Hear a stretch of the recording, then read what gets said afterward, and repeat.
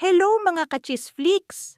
Mainit-init pa na issue ang pag-uusapan natin ngayon. Filmar Alipayo at Andy Eigenman nag-celebrate pa rin ng masayang Valentine's matapos ang napakalaking issue na kinasangkutan nilang dalawa.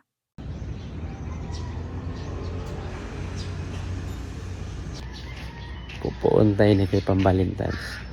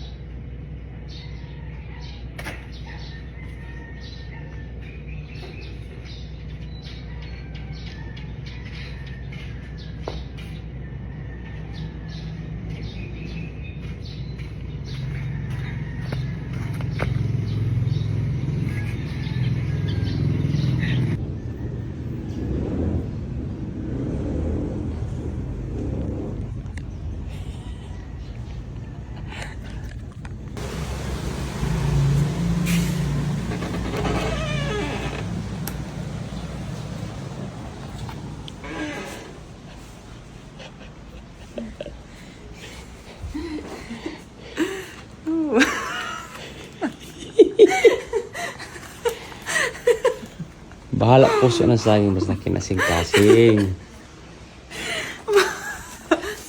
Oh. Pakita ka na sa ila kung ano dyan. Guys, look. We have lunch. Thanks, mahal.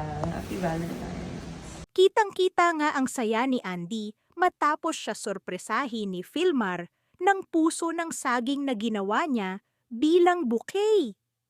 Sobrang taas ng ngiti ni Andy na animoy walang pinagdaanan na issue.